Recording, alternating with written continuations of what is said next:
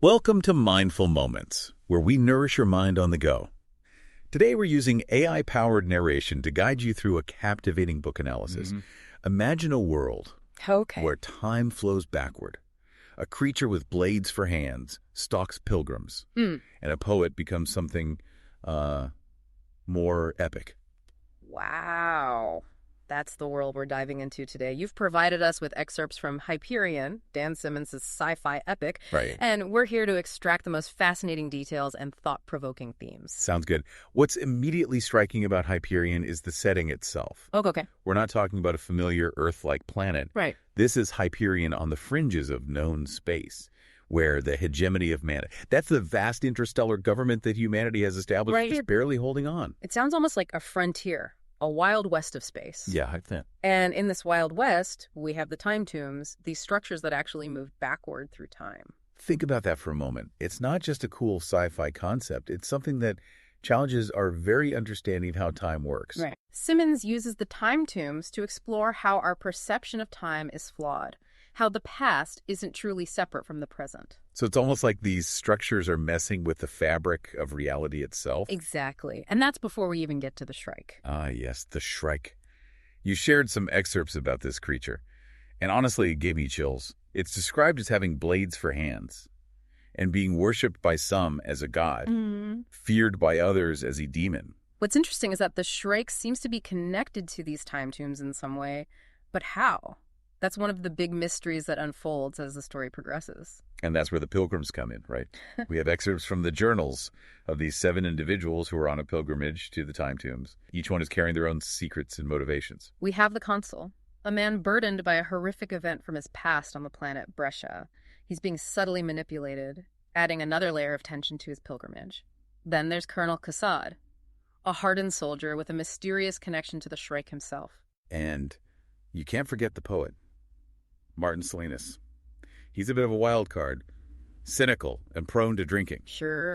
But you get the sense that there's a deeper wisdom hiding beneath that gruff exterior. And then there's Braun Lamia, a detective who is investigating a bizarre case involving a cybrid, a being that blends human consciousness with artificial intelligence. Now that sounds fascinating. Her story seems to delve into the world of the technocore, which is this incredibly advanced AI that seems to be influencing events from the shadows. The technocore is a crucial element in Hyperion.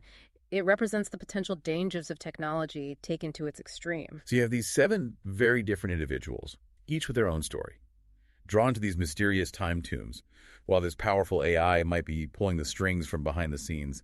What does this all mean? Well, that's what we're here to find out. By delving into the excerpts you've provided, we're going to unpack the layers of Hyperion and explore the complex themes that Simmons weaves into this narrative. We'll be looking at the pilgrims' journeys, the influence of the time tombs, and the role of the technocore in shaping the fate of humanity. But before we go any further, there's one more group we need to introduce. Okay. The Ousters. The Ousters are humanity's evolutionary cousins, who have adapted to life outside the hegemony. They're often viewed as barbarians, but they have a different understanding of the universe, a connection to space and time that the hegemony seems to have lost. It sounds like they could hold the key to understanding some of Hyperion's secrets. But for now, let's shift our focus to the pilgrims themselves. Each one has a unique backstory, a reason for embarking on this dangerous journey. You'll be surprised by how these backstories filled with loss, love, and betrayal are interwoven with the larger themes of the book. We'll explore how their past experiences, particularly those involving the Shrike, shaped their reactions to the time tomb's strange influence. You mentioned the consul and his past trauma.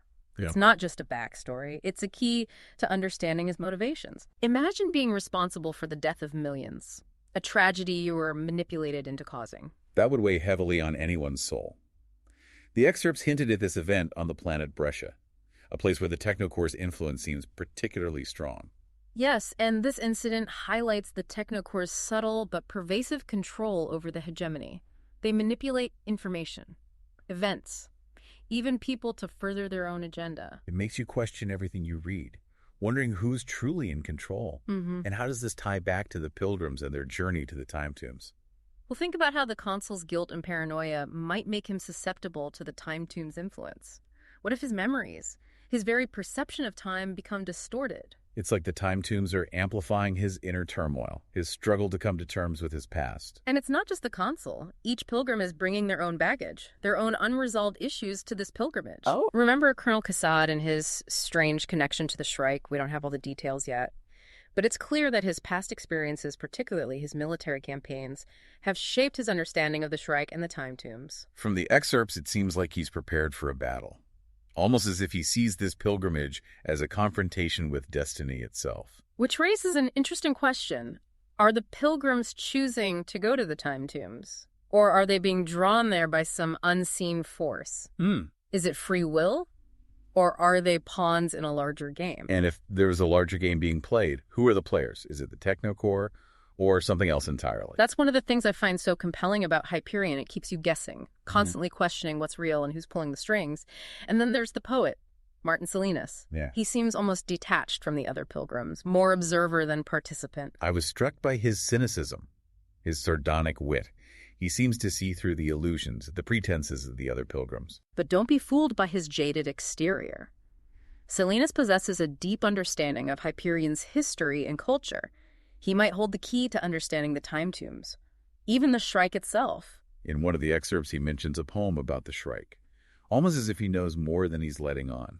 Pay close attention to Salinas's words, his observations. They might contain hidden clues, subtle hints about the true nature of the time tombs and the forces at play on Hyperion. It's like he's a puzzle within a puzzle. Yeah. A character who is both unreliable and insightful. And then we have Braun Lamia, the detective. Right. Her story takes us into the world of cybrids, these beings that blur the line between human and machine. And through her investigation, we get glimpses into the Technocore's pervasive influence.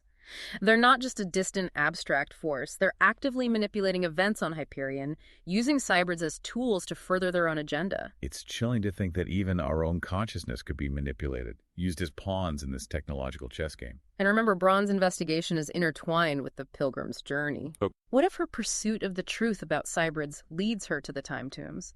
And what if the answers she finds there have far-reaching consequences for the hegemony, even humanity itself? The stakes are getting higher with every revelation. It's like each pilgrim's story is a thread, and as we unravel them, they weave together into a tapestry that's both beautiful and terrifying. We're starting to see the interconnectedness of everything, how the past, present, and future are intertwined in ways we're only beginning to understand. And then there are the ousters lurking on the fringes of this story. We haven't delved deeply into their role yet, but they represent a stark contrast to the hegemony, a different path for humanity. From the excerpts, it seems like they've embraced a more symbiotic relationship with technology, a way of life that's more in tune with the natural rhythms of the universe. And they seem to understand the time tombs in a way that the hegemony doesn't.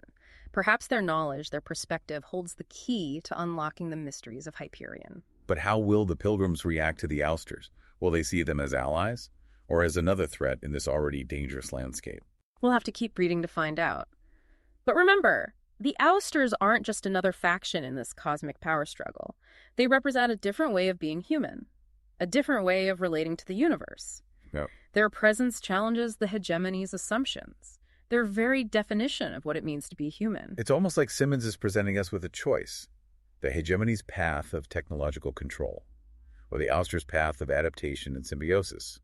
Which path will humanity choose? That's a question that each pilgrim will have to confront as they journey deeper into the mysteries of Hyperion. And it's a question that we as readers are forced to consider as well. What does it mean to be human in a world where time itself is fluid, where technology can manipulate our very consciousness, and where forces beyond our understanding are at play? These are profound questions that Hyperion tackles with the boldness and imagination that's rare in science fiction. As we dive deeper into these excerpts into the lives of these pilgrims, we're not just unraveling a story, we're unraveling the mysteries of our own existence. We're confronting our fears, our hopes, our longing for meaning in a universe that often seems indifferent to our existence. And that's the power of a good story, isn't it? It can take us beyond ourselves, beyond the familiar, and into the unknown, where we're forced to confront the questions that truly matter. As we've been talking about these excerpts, I keep coming back to this feeling of unease, like something isn't right. It's like a darkness lurking beneath the surface of this beautiful world that Simmons has created. That's a keen observation. Hyperion isn't just a space adventure. It's a story that explores the darker aspects of human nature. Right. Our capacity for violence, manipulation, and self-destruction. And the Shrike, embodies that darkness, doesn't it? Yeah. This creature that seems to defy explanation, a force of chaos and destruction. The Shrike is an enigma, a symbol of the unknown, of the forces that lie beyond our comprehension. Some view it as a god, others as a demon, but ultimately it represents the unpredictable, the chaotic nature of existence itself. And the time tombs seem to amplify that chaos, distorting time and memory, blurring the lines between reality and illusion. What does it mean for the pilgrims, for humanity, if time itself is no longer a reliable anchor? That's a question that Simmons explores with unsettling depth. Think about how the time tomb's influence might warp our perceptions, our memories, even our sense of self. What happens when the past and present become entangled, when cause and effect no longer follow a linear path? It's almost Lovecraftian, this sense of cosmic horror, of forces beyond our control that can shatter our understanding of the universe. And yet, amidst this darkness, with this chaos, there's also a glimmer of hope. Yes, the pilgrims, despite their flaws, their fears, their hidden agendas, represent the enduring human spirit, our capacity for love, compassion, and sacrifice. Think about Saul Weintraub, the grieving father who's carrying his daughter Rachel to the time tombs. His love for her, his unwavering hope shines through even in the darkest moments. His story reminds us that even in the face of overwhelming odds, even when confronted with forces beyond our understanding, there's still a place for love, for faith, for the enduring bonds of human connection. Father Hoyt, the priest seeking redemption. His journey is one of faith-tested, of confronting the limits of belief. His presence on the pilgrimage adds a layer of spiritual depth to the story. He reminds us that even in a technologically advanced future, where humanity has spread across the stars, the fundamental questions of faith and doubt, of purpose and meaning still resonate. And what about the ousters? They represent a different past for humanity, a way of life that's more in tune with the universe, less reliant on technology, and more focused on adaptation and evolution. They offer a glimpse of a possible future, a future where humanity has learned to coexist with the universe, rather than trying to dominate it. So as we reach the end of these excerpts, as the pilgrims approach the time tombs, we're left with more questions than answers. What awaits them inside those mysterious structures? What is the Shrike's true purpose? Will humanity succumb to the darkness? Or will it find a way to navigate the chaos and emerge stronger? Those are questions that you as a reader will have to explore for yourself. But I can promise you this. Hyperion is a journey that will stay with you long after you finish the last page. It's a story that challenges your assumptions, expands your understanding of the universe, and leaves you pondering the profound mysteries of time, memory, and the human condition. If you're ready to embark on this journey, to dive into the world of Hyperion and confront the mysteries that await within its pages, we encourage you to pick up a copy of the book. You can find a link to purchase it in the show notes. And if you enjoy thought-provoking discussions like this, deep dives into captivating stories and mind-expanding ideas, be sure to subscribe to our channel. We're constantly exploring new worlds, new ideas, and we'd love for you to join us on the journey. Until next time, keep those minds curious, those imaginations ignited. And remember, even in the darkest corners of the universe, there's always a glimmer of hope, a spark of wonder waiting to be discovered.